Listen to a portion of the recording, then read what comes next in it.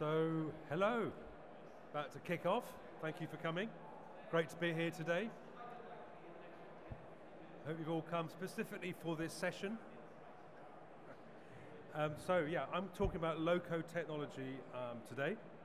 We're going to talk about what it is, where, why, and how it's being used across the industry to automate payment processes and develop internal software.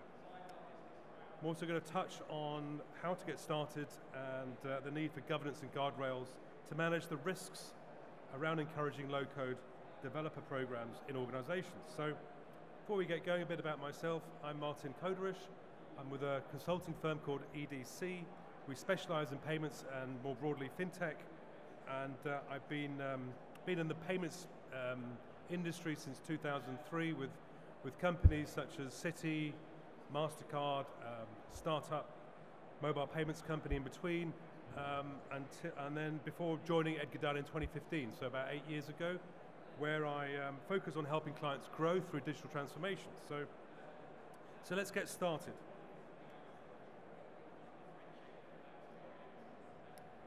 So back in 2011, you might recognize this quote from Mark Andreessen.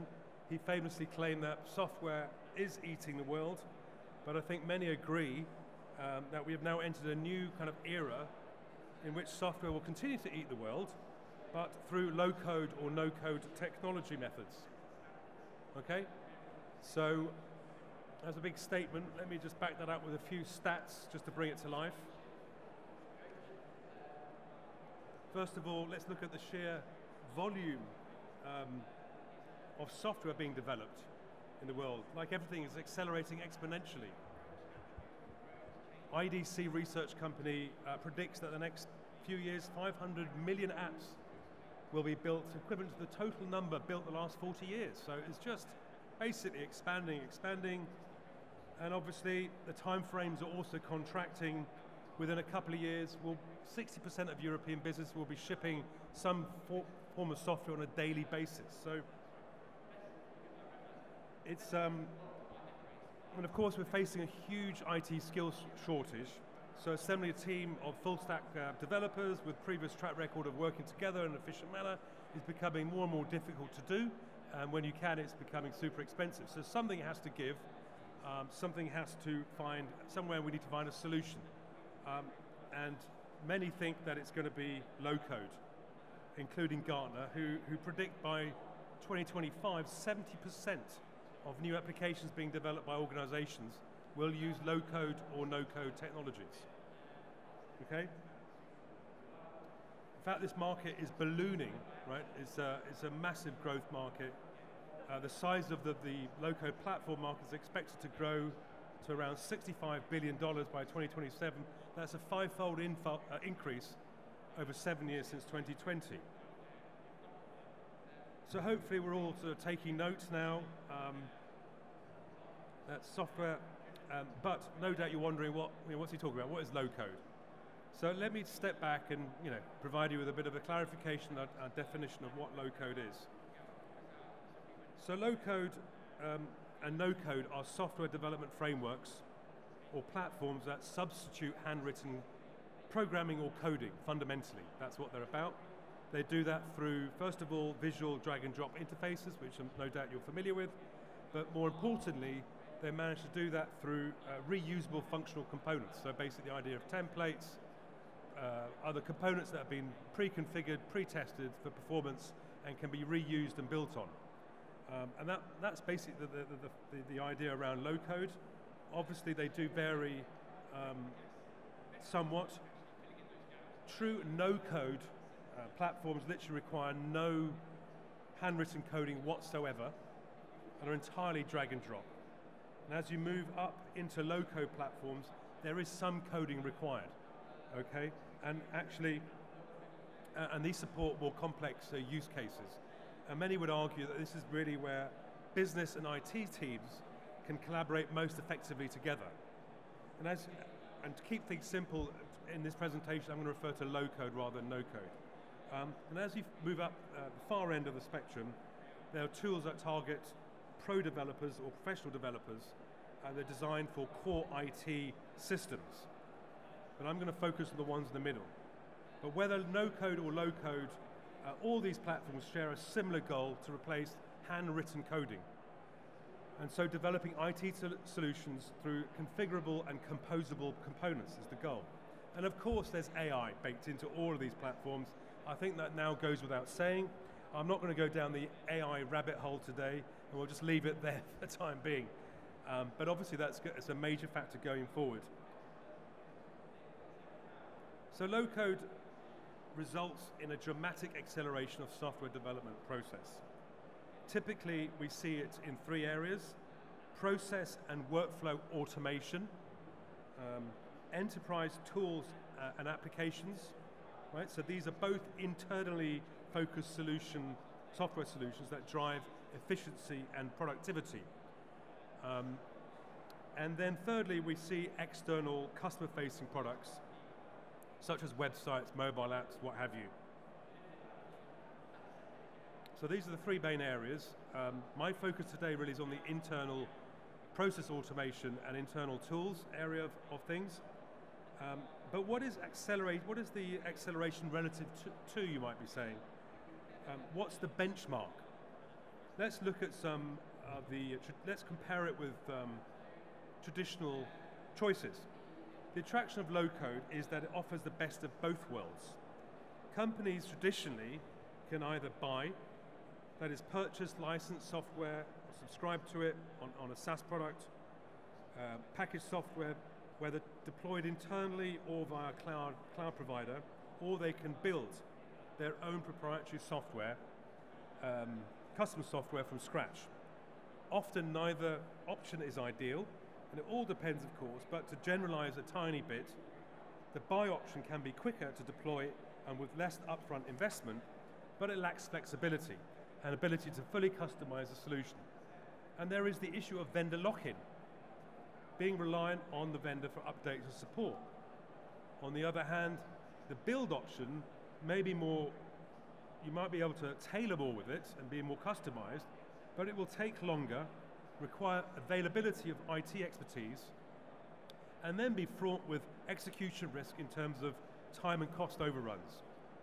Research suggests that only 16% of internal software development programs finish within time and budget goals.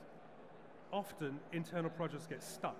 I think we all know that. Companies have to deal with rising technical debt, which is unfinished projects, poor quality coding, and the lack of documentation and the like. All of which is a major turn-off to internal software development. So low-code is emerging as an attractive middle ground or third option. The focus on reusable functional components means that low-code offers the speed advantage of the buy option and the flexibility of the build option, and is less reliant on the availability of expert developers and IT professionals. But besides speed and cost, there is another interesting angle to explore. Let's take a look at that. COVID, if you might remember, saw a massive rise in so-called shadow IT. Who knows what shadow IT is? Is that a familiar concept to anybody? So shadow IT, which is when digital solutions or technology is deployed by non-IT professionals within the organization, and therefore outside of normal procurement, implementation and governance processes. For many companies, shadow IT has sharply increased IT and data security risks. But as businesses try to embrace shadow IT, bring it into the fold, and find a way to more formally collaborate with business teams, the trend has served to reinforce and strengthen the relevance of low-code platforms as a way to do this. Right, so let's pause for a second. We've discussed what low-code is, why it's being adopted as an alternative to traditional methods, and the issues it can solve around shadow IT. Let's tie this back to more familiar territory and discuss where and how low-code is being deployed or being used in the world of payments, financial services, and more importantly, e-commerce. Let's start at a high level and talk in general terms. Low-code makes a lot of strategic sense for high transaction volume and operationally heavy sectors, such as payment processing, banking, financial services, and insurance, BFSI as an acronym. These are some of the most data-intensive of all industries, as I'm sure you know, yet often characterized by large organizations managing a data sprawl across systems that are very difficult to change and upgrade whilst in operation, which in most cases is 24/7, 365. So low code can be particularly valuable in these complex scenarios, i.e. where the existing software technology is costly and time-consuming to update. And when layering on technology to existing architecture to connect system makes sense. So it's a busy sort of vendor landscape, but local platforms operating in this market include names like Appian. These are all enterprise-grade low-code platforms for professional pro developers, right? Helping them basically speed up the process. It's not necessarily for what we'll come on to later on, the citizen developer, which is a developer who is non-IT professional. These are all professional-grade platforms. So they would include Appian, Mendix, OutSystems, QuickBase, and a few others. They're very well established, they've been around for many years, and they're widely being used within banks to really accelerate software deployment in the way I've described. Looking at the fintech domain, another area where we're seeing low-code gaining traction is amongst fintech startups, so baking it into their proposition, actively deploying low-code into their product and platform offerings. There's some really interesting companies, fintechs in this space, including Fintech OS, Finbox, Hydrogen, and Tokyo, to name a few. Really, really interesting. But of course, low-code is being baked into all manner of software companies. And I think if you walk around today, you'll see a lot of software companies here, or platforms who have got low-code element to their proposition. It's not at all unique to standalone low-code providers. In fact, it's basically being integrated in software more generally, which I'll come on to later on. Let's zoom into the payments domain more specifically. The third area where we see low-code being deployed is an accelerating digital transformation of back-office payment operations of SMEs, and particularly at shared service centers of large enterprise organizations. We use the word payment operations liberally to refer to internal functions and teams that move money around within the organization. That could be finance, accounting, obviously treasury, accounts receivable, payable, but also touching on data generated by other teams such as product operations, customer success, and others. And when you look at payment ops processes and workflows, relative to other departments, there's often an above average reliance on manual steps, okay? And teams remaining very dependent on tools such as Excel to handle and manage data between systems. Is this familiar to any of you? Using Excel workarounds and manual steps, where some automation could help and support you. Many of these manual workflows involve tedious tasks such as data entry, validating, cross-referencing data, seeking approvals, collecting and managing documentation, etc. The manual nature of payment operations often presents a scaling challenge, and when companies reach a certain size, and start transacting across borders, continued reliance on manual processes and error-prone Excel workarounds increasingly become a major pain point and a potential hindrance to business growth. So this is where we see low-code having a potential major impact. Using low-code to quickly automate workflows and remove painful, error-prone manual steps. Low-code makes this possible because you don't need to rely on internal IT to build these digital solutions. Think of low-code in these scenarios as the glue, or maybe the duct tape, depending on your perspective, that connects systems and automates workflows. Some interesting low-code offerings in this space, and there are many, but they are, Microsoft have a very important Power Platform proposition, which is well established now. There's also a very successful company called UiPath, Quixie, some really interesting, more startup internal tools, platforms called, one of which is called Retool, another one which is open source called AppSmith. These are really interesting low-code tools that allow you to get going very quickly.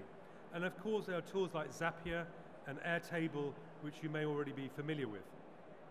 And Google is in the game as well with their acquisition of AppSheets a couple of years ago. So removing manual steps and Excel workarounds is one area where low-code can drive real value in the payment operations domain. Let's take a closer look at a specific use case. So KYC compliance is a good example. It's particularly relevant in cross-border commerce, whether it be onboarding sellers into e-commerce marketplaces, dealing with business buyers as well as suppliers. KYC requirements include verifying business data, registration documents, examining global watch lists, sanction lists, verifying ultimate beneficiary owners, UBOs, etc., etc. Companies face external pressure to comply with AML KYC regulation, as well as internal pressures to create and establish a unified customer view. Traditional KYC methods have relied for a long time on manual document review and verification. These are tedious, time-consuming, and particularly error-prone activities and can have a serious negative business impact if things go wrong. But by removing manual steps, fixing fragmented, inefficient processes, making siloed data accessible to those who need it, and reducing time sifting through irrelevant information, all requires flexibility, which legacy technology doesn't always allow. This is where low-code platforms can help transform the situation by enabling KYC teams that actually feel the pain to lead or at least make a greater contribution to the design of applications to connect systems and automate KYC workflows, and without being 100% reliant on IT professionals. Okay, great. That is, of course, just one use case, and there are many others to explore and prioritize based on pain points and business impact. So once you've done that, how do you get started with low code? Starting to wrap up here, as I'm sure we're running out of time already. So of course, getting started, it's encouraging low code is not an open invitation for shadow IT projects. And the idea of low code allows any business domain expert to simply start creating applications is of course fraught with risks and somewhat misleading. Instead, a well thought through and planned so-called citizen developer program is best practice. By citizen developer, I mean encouraging non-IT trained employees to lead, contribute, and actually do software development using low-code platforms sanctioned by an IT team. What we're also seeing is the emergence of Center of Excellences teams for low-code, or some other kind of team, innovation team, or central team that really manages the deployment of low-code within organizations. These are being set up to manage citizen developer programs and low-code development itself, with typically a focus on 5 areas. So developing low-code strategy, of course, leadership and direction, including roadmaps and thought leadership, low-code platform and tool evaluation and selection. Number 3, internal governance, guardrails, standards and methodologies are critical. Training, shared learning, best practices, guidance and support. And finally, monitoring performance and ensuring quality, and finding that balance between speed and quality is absolutely paramount. Not going too quickly so that quality suffers, but obviously accelerating where it's possible. Benchmarking and ensuring that everything is measurable. But of course, but obviously a precursor to all of this is an initial discovery and proof of concept period to identify specific use cases and figure out what can be done. So to wrap up, low-code offers much promise and will no doubt eat old tech software. AI will further accelerate and stretch what is possible, and low-code offers valuable opportunities to speed up application development, empower non-IT professionals, streamline workflows, and free up your expert programmers from simple tasks. So helping your business get the most from its people, save time, and stay flexible. But in the end, low-code, word of warning, low-code is still software. There are limits to what can be achieved without IT expertise. So our advice is to figure out what can be done with low-code in your organization, but just don't go firing your programmers just yet. Alrighty, so that was all from me. Thanks for listening. I'm happy to field some questions if we have time. Otherwise, I put up my contact details here, including LinkedIn QR code. Feel free to get in touch, and I'll see you soon. Thank you.